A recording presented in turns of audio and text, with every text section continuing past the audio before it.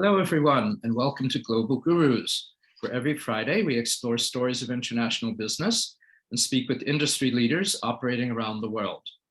I'm your host, Philip Auerbach of Auerbach International. Thank you for joining us. If you're tuning in for the first time, we start each podcast with a running segment called Faux Pas Fridays, in which we explore a funny blooper or a mistranslation that does not quite convey the professional image that your organization wants to project. And since today's guest teaches people about self-publishing, I thought it would be more appropriate to give an example of how meanings in English can change when words are used incorrectly or put in the incorrect order. So for example, an actual reason for an auto insurance claim stated, I was on my way to the doctor with rear end trouble when my universal joint gave way, causing me to have an accident. So, with that, today's guest is Dave Chesson. In addition to his business background, he's fluent in Mandarin and has been the chief of the Office of Defense Cooperation, which sells US military equipment to allied countries. He's lived in Canada, Korea, the Maldives, Taiwan, and Sri Lanka. And in addition, he is the creator of Kindlepreneur.com. This is a website devoted to teaching advanced book marketing, which even Amazon Kindle Direct Publishing acknowledges as one of the best in the business. And it tells its users to gain insight from Kindlepreneur on how to optimize marketing for your own books. Having worked with such authors as Orson Scott Card, Ted Dekker, and others, his tactics help both fiction and nonfiction authors of all levels get their books discovered by the right readers. He's also the creator of Publisher Rocket, a book marketing software, and Atticus, a writing and formatting software. Welcome, Dave. Glad you're with us. Well, thank you for having me. Now, before we begin, perhaps you could tell us a bit more about your background and how you grew up and how you gained your global experience. Sure. Well, I guess the best place to start was right out of college. I went in, I became an officer in the Navy. I did nuclear engineering on submarines, did that for about 2.5, 3 years, then transferred over to military diplomacy, where I became fluent in Mandarin Chinese and got my master's degree in East Asia. After that, the military just started sending me around to places. I went from being a liaison to helping in defense cooperation, and then kind of being in charge of certain countries for that. But ultimately, I got out of the military with 11 years active duty, moved to Franklin, Tennessee. It was during the time that I was in Korea that I actually started building an online business. I started writing books and self-publishing them. I started building Kindlepreneur, started learning about search engine optimization and SEO, and kind of just built multiple businesses from there. So the moment that I got out of the military, it was an easy transition. And now I get to work from home. I've been doing this for 6, 7 years, coming up on 7 years, working full-time online. That's fantastic. Wow. So do you have a virtual company, or is there an actual office with the other employees? All of them are virtual, which is great because we did that way before COVID. So the moment COVID happened, it was business as usual for our operations. Right. I'd been using Zoom for like 5 or 6 years. And every time I'd be like, hey, let's use Zoom. Some people are like, you mean Skype? And I'm like, no, there's something better. And after COVID, all of a sudden, everybody uses Zoom. Nobody uses Skype. I'm like, all right, well, there you go. Finally happened. But I like to say I was using Zoom before it was cool. That's great. Absolutely. Yeah, I know the virtual model very well myself with my 2 enterprises also. So when a person says international business, what does that mean to you? Especially, for example, since you're in publishing, if a person sells a book overseas, is that international business, or is it much more than that? I think, directly, yes. Truth be told is that as we become more digital, international business starts to really gray out. The fact of the matter is you could sell anything with the intention of selling it in a domestic market, and yet it can easily be applied and sold in foreign markets. For example, when I published one of my first books, I never did anything to try to push my book in the Japan market. And yet all of a sudden some of my books were selling there. And interesting enough, we started getting Japanese and Chinese customers contacting us about things, opportunities, or things they liked. And so it quickly brought me into a international business, even though I was really focusing on a domestic business. So I'd reiterate by saying the more digitized the world gets, I would say international business almost becomes a part of everything. It's no longer, you could be in just thinking you're selling something in this one locale. And because of everything, you're being forced into seeing it as a global component instead of just a domestic component. That's true, especially with books where you do have immediate appeal from other countries. Yep. Books, software, any digital product, courses, all of it. Tell me a bit more about Kindlepreneur and the kinds of customers you serve, or the kinds of authors you serve, and where they market to. Sure. Well, I gained a very in-depth knowledge on search engines, and that could be like Google is the big famous one, but the other one that I really studied on was Amazon, because Amazon is a search engine. You go to it, you type something in, and it presents you with a list of products.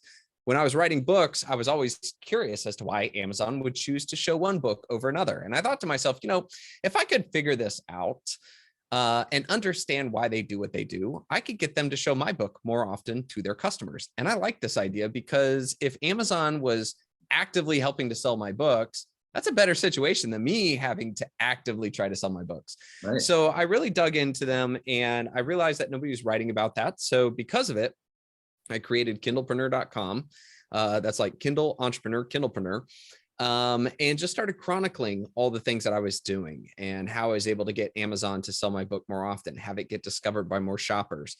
And over time, it grew to one of the largest book marketing websites, and it's got a huge following. And it's been a lot of fun. And so we're constantly teaching both self-published authors and published authors, how to create their books, write their books, and publish them and market them. And so that's Kindlepreneur in a nutshell. And most of your authors are American, selling in the United States. You have foreign authors as well. Generally speaking, the majority are in the United States, but it's surprising how many we have that are foreign, looking for the opportunity. I mean, if you imagine, there are certain countries in the world where if that person were to sell $100 or $200 worth of books a month, they'd be set. And so there's a lot of desire on, taking their English skills, creating a book, and trying to find a way for it to have, to enter in the market.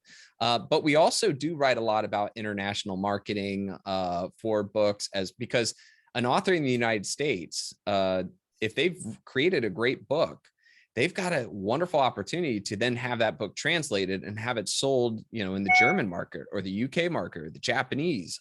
These are all markets that are ripe. The other thing too is publishing companies in those countries will come to US self-published authors and say, hey, this is a great book. Would you mind selling us the rights to the book in just our country? Right. This is an incredible opportunity for those authors, because, for example, I had this buddy of mine, his name was Stephen Geis, and he wrote this great book on mini habits, and it sold perennially. It's done extremely well. There was a Japanese publisher came to him and was like, hey, we'd like to buy the rights. So he, okay. So he sold the rights, and they created this book cover. And he looked at the book cover and he's like, this is awful. Like, this is so boring. And they're like, no, it's okay. We want it to be as clean and sterile as possible. And he was like, that sounds terrible. So they took the book, and it became like the #3 bestseller in all of Japan. Wow. They didn't change his writing. They just changed the way it was marketed. And let me tell you, both sides made a lot of money from that. And that's the key. The Japanese publisher knew what the Japanese market wanted. They knew this would be a good book. They just did their thing to it, and they created a cover where in America, that cover would have just been terrible. But in Japan, it fit what people wanted when they were thinking about mini habits and improving themselves. And it was a knockout. So we do cover a lot of cases like that and how authors can take advantage of that. That's fantastic. Yeah, one of the keys of international business, of course, is I call it acculturation or cultural adaptation. And whether it's the name of a product or the name of a company, a product, a tagline, a slogan, whatever, or simply the design, obviously the book design, the packaging, the pricing, of course, is separate, but The packaging often is very critical. The colors that are used, the graphics, this is all critical because each market sees things differently. Exactly. It's funny is that when I was in the military, we had to go to a lot of parties, or dinner events, and understanding how to interact with that other side was always incredible. It's just the customs or how you drink or when you drink or if you don't drink. And if you do drink too much, is that good or bad? Like, but the same thing with a product, a book, in Japan, that sterile, blase, bland, and I'm not knocking on what they find, but for them it was a clean book. It was tidy, it was it wasn't flashy, and that for them was big. And so, like I said, it comes from your brand name, your colors, all of that. It can be a big part when you go international. Perhaps you could give some examples excuse me, examples of the different kinds of etiquette that you're talking about with parties and drinking or eating and greeting people and so forth. What have you found, for example?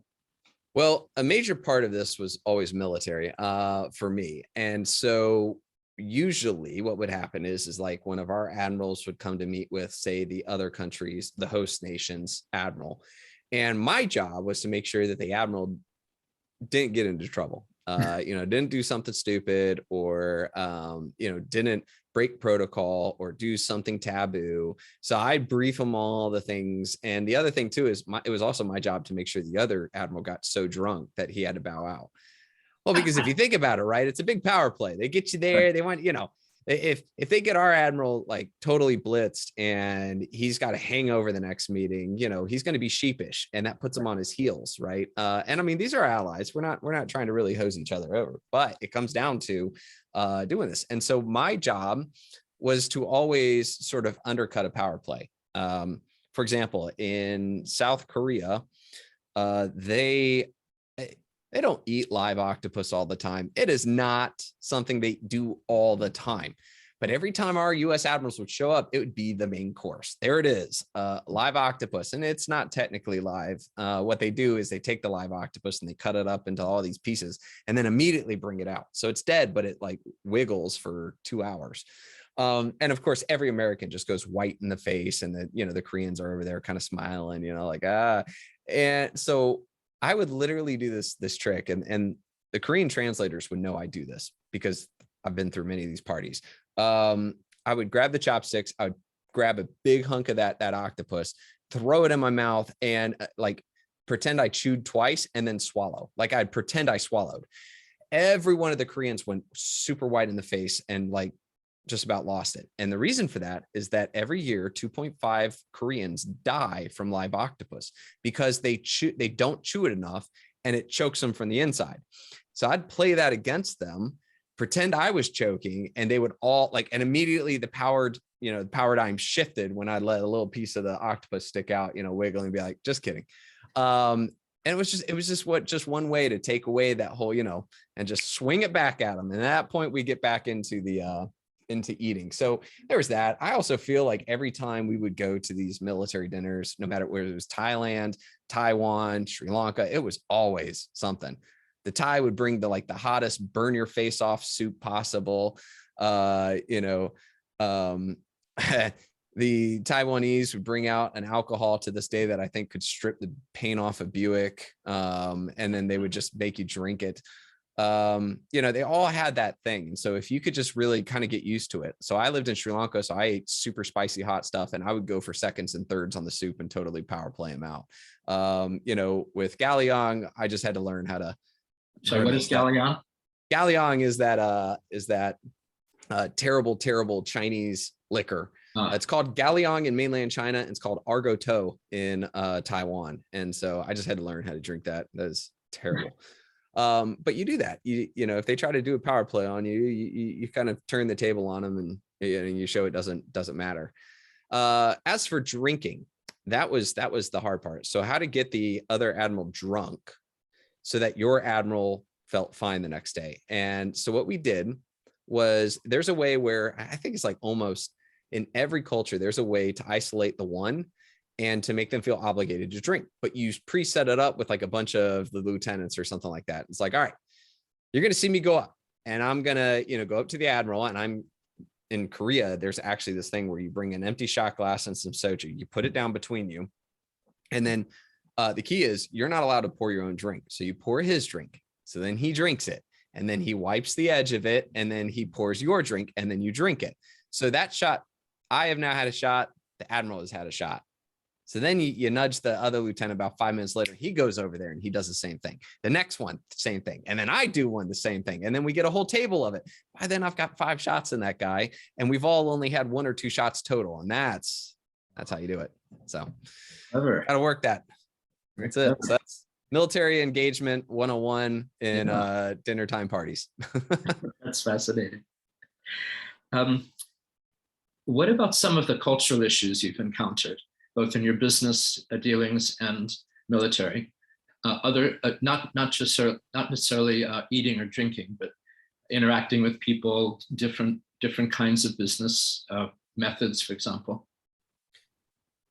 Yeah, one of the big things we Americans are really well known for is being very boisterous and very kind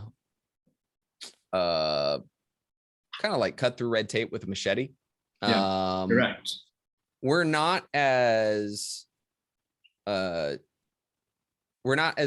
guarded, but we're also not as honest. And I say honest, that can be a bad thing. Like, for example, again, this is not stereotyping. This is kind of answering the question with experience on it. Sure. In Korea, they will tell you exactly what they think, and they think that that's the right thing to do. So when I was on the Korean base or so, I wouldn't even know the dude come over and be like, "Oh, you got fat over Christmas." And I'm like, "Who are you?" He's like, "Oh, you gained a couple pounds. You should go to the gym." And to him, he's being polite by letting me know I'm fat. So when I say honest, I mean like a brutal honest, because they think it's the right thing. To lie to me and not tell me I look fat or disgusting with that shirt on is to disrespect me. And so there's subtleties like that in certain, certain cultures. The Germans are a lot more apt to doing that. The Koreans definitely. You go to the opposite side of the spectrum, the Japanese will not tell you what they think. And so you could go into a meeting and that person could be thinking, "I hate your guts, and I do not like being around you." And the whole time they're just sitting there smiling, and going through what they're doing. So, I mean, it's trying to understand that, and also understands that you can't just go into some of these meetings and just be like, "All right, great. Here's the deal. You guys have this. We want that. We're willing to do this. Let's make it happen." Like, some of them, that's terrible. The other thing too is just kind of understanding what is a social norm. In China, a big social norm for them is I guess the best word to put it is trying to take advantage. And that's an okay thing. Like, if you go to the market, okay, and you go to like haggle prices, let's say it's like the equivalent of $5, and I don't care. Fine, I got $5. I don't want to sit here and waste 20 minutes with you haggling this down to $3. Here's $5. Like, that vendor, even though they just made money, will think a lot less of you because something's wrong. Like, you knew you could haggle the price, but you didn't. Like, and there's a bit of this. Whereas, like, if you really bring them down to the point, like to the point, the breaking point, there's almost this whole like, good for him, like, good. Right. Like, he saw that, he did that. I get that, there's just all these little nuances. And I think it's really important that regardless, that you really try to understand a bit of that culture with the businesses you're going to work with, understand where they're coming from, what they like to do. You could be thinking you're doing the most effective and efficient thing, and that could really backfire on you. Some cultures really need you to get ingrained. Some cultures would prefer you to just spit out what you're thinking. These things can really change the paradigm, as well as the strategy that goes forth. So understanding that's key. That's fascinating. I know you've got some businesses in Sri Lanka. Is that right? Mm-hmm. Yep. And what kind of businesses are they, and what kind of issues have you encountered, either setting them up or dealing on a regular basis with them? Yeah. So one of the companies is a software development company. And another one is a software company that my software development company built. And that software company is actually a job applicant tracking system. So like an ATS, think like Workable or Greenhouse.io, but we made it a lot more cost effective. And so we focus on South Asia and Africa. And were there issues in setting up the business, differences in how you would do it there versus here, or hiring people or running it? Well, so I was actually stationed in Sri Lanka, which is where I was able to gain some very strong relationships with people that I absolutely trust. And so we started building things together. And, at that point, it was really just a phenomenal opportunity for myself. But now looking back at it, Sri Lanka is an excellent place. And I think it's kind of like a diamond in the rough. Sri Lanka is that island, the teardrop of India, as they call it, but it's just south of India. People like friends of mine that are like, hey, I want to go to India to go visit. I'm like, don't do it. Go to Sri Lanka. It's way better. You have what is considered by Westerners an Indian culture. It is a very clean country compared to India. So there's a lot less pollution, it's a lot less crowded. The capital city of Colombo is a great city. Most of them speak English there, so you really don't have to worry about it. You'll still get your tuk-tuk drivers that try to, con you out of some money or something like that. But I mean, I actually feel very safe there. I've never felt in danger. I've never felt that there was really a problem. And the other thing too is they've got a lot of great skilled workers. There's a lot of garment factories there. I know that Lululemon, Banana Republic, Victoria's Secret create a lot of their garments out of there. I'll bet you if you start looking at the back of your tag, you'll see Sri Lanka listed on a couple of things that you got in your own closet. I do. Also too, they have excellent programmers. It's a phenomenal area for it. It's also a lot cheaper to be able to do software out of there. So they're very capable. And there's a lot of industries that they do well. So especially if you're building software or you're doing something digital, working out of a country like that is a lot more cost effective. And it's a great opportunity. The hard part is that they're literally on the other side of the world. So right now it is, in this case, it's 1:30 p.m. It would be midnight tomorrow, their time. It's literally, I subtract an hour and a half and then switch AM to PM, and that's what it is. Right. So I have to do a lot of meetings at like 6 a.m. to like 9 a.m. with my counterparts in Sri Lanka, because that's, 4:30 p.m. to, 7 p.m. their time. And so I do run into that sometimes with software too. During the day, we might have a bug or an issue, and I've just got to wait until they all wake up. I can't deal with that bug in the moment. So there's a lot more organization that we as a company have to have. We have to really prepare all of our, support tickets and programming cards ready to communicate with the programmers so that they get everything they need so they can fix it while we sleep. And then it's, the switch system. So there's that. The other thing that I run into with Sri Lanka is, I swear, I think they have the most holidays in the world. I think somebody actually looked it up. It was like they're the 7th most holidays in the world go to Sri Lanka, because they acknowledge everyone's.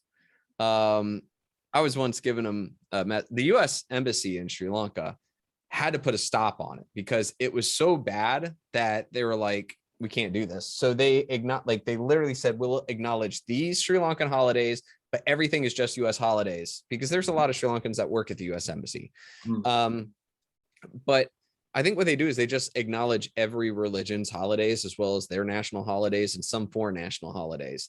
And that just makes it where it's like every week there's at least a day off somewhere. I think the funniest thing is that for Christmas, which by the way, they're a Buddhist country, right? A majority Buddhist. I think like maybe 10% of the country is Christian, if that. And they get 3 days off for Christmas. I was like, man, when I was in the military, we only got 2. How does that work? So, it's like, you guys got 3. There's only like 10% of you that actually care. And the best part was the others, especially that were Buddhists in my organization, were like, yeah, Merry Christmas. I'm like, whatever. Yeah, you go take off. So what about issues of productivity compared to the United States, or cultural assumptions about, Americans, for example, would expect you to be on time and expect you perhaps to be direct. You're talking about this to some extent. Just those kinds of business issues. yeah, that is a very important part, to business. I think that but the way to counter that is having good middle management. And that can sometimes be the hardest thing to find. I've always told people you can find some uber talented programmers, or textile workers in Sri Lanka. I think, again, there are other industries. It's just not my jam, so I don't know. But finding that really good middle management that does a great job, that understands, that can communicate with clients, on the other side of the world, that's like the diamond in the rough. And so that's what's really important for us to find, is people who can really lead the teams to create great products, communicate with us on the other side of the world, and do that for a sustainable period of time. Fascinating. Yeah. Do you have businesses in other parts of the world, other countries? No, but like I said, the rooster.org, which is the applicant tracking system, we do a lot in Africa as well as South Asia. So it has people in those areas, but we center it out of Sri Lanka. That's the HQ, the home port. And did you have to change the software, change the model in some way to do business in these other countries?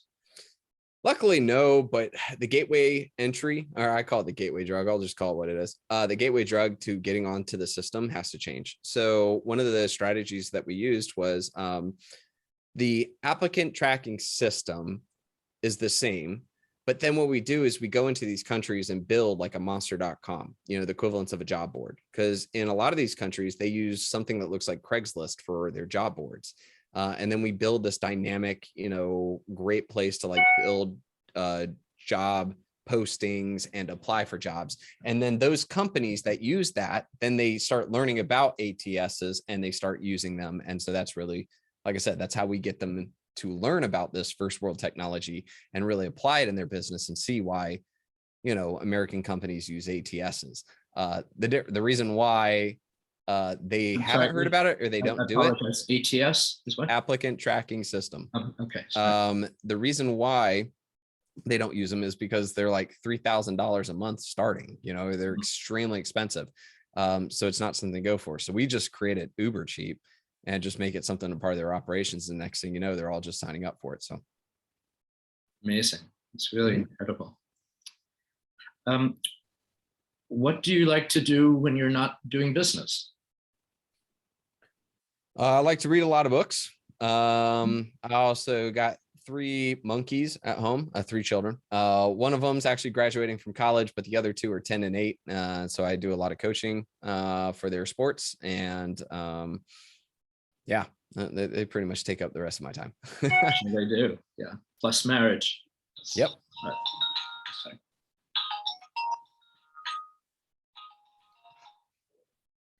Sorry. If you had a chance to give your past self some current advice, thinking back on your previous experiences, what would you tell your current self? Well, I'm not sure I would tell if my past self were talking to me now. Yeah. I probably wouldn't tell my past self anything. I'd just let it roll. I like how things turned out. I'm also a big fan of sci-fi. So, you think about that whole timeline thing, like what could change, move a chair and, we're all lizard people or something like that. No, I just wouldn't tell him anything. I'd be like, dude, you're going to have a fun time. Just go with it. Great. Are there any other cultural issues or perhaps examples of ventures that you started or that you know about that didn't work out well and that you learned lessons from? Well, I mean, anybody you talk to that does business, we have lots of failed opportunities or things that we did, things that we learned from. There are lots of like niche websites or, stuff that I built in the past. And from that, I've learned and grown. And the key is that it's important that when you do fail, you take that second, you look back, or you take necessary time to look back and learn from it. Mm. Ask yourself, why did that fail? There was a point in your life you believed this was going to work. Right. Look at what you thought, look at what happened, and try to figure out what the disconnect was, and so that you don't do it again. Yeah, makes perfect sense, right? And that's obviously a lesson for any business, domestic or international. Yeah. Absolutely. Before we close, is there anything else you'd like to share? No, I think that's it. I think one thing I will put in there too is that with Sri Lanka, I like to travel there 2 to 3 times a year.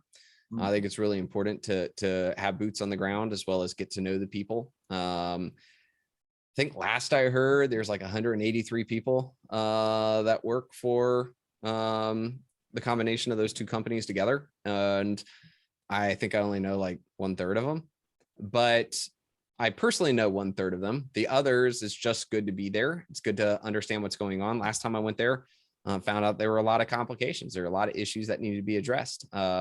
You know, the Sri Lankan economy, as many economies are doing, is just kind of collapsing. And the Sri Lankan rupee is falling fast. And and it was kind of a benefit to the company that I was bringing in US dollars into it for sales, right? And the US dollar is up here. Whereas while the Sri Lankan rupee in value goes down, that means that my company was paying them the same rupee, which means every month, if I got the same revenue from US dollar and I was paying out the same rupee, I was actually making more money every month because the rupee was devaluing so much. And so just being there, you know, and able to talk to them about it, it became very evident that companies that offer to pay in USD are extremely valuable in people's minds. And so we wouldn't have to change, you know, their particular, like we wouldn't have to really change up what we're doing, but just that little switch there would be huge. And so hearing that, we implemented it, and we are now hiring some of the best people because we're one of the only ones that's doing that. So it's like, congratulations. It's like you get a pay raise every month. You know, it sucks that the rupee is devaluing, but you're getting a pay raise. So that'll work. And so that it was really good to find that out and to actually be able to figure out that that was a really good win-win for both situations. So are you paying people in dollars then? Yep. We're paying people in dollars now. That's one of the big advantages for working for that company, and there's not many people doing it. So absolutely, that's incredible. Very obvious and great strategy and tremendous motivator. Yeah, congratulations on discovering that. Hiring talent is one of the biggest things. You get the right talent, makes life so much easier. Absolutely. Well, thank you so much. It's been an incredible pleasure to gain your insights and your amazing background and how you brought it all together in your business life currently. Absolutely. And thank you for having me.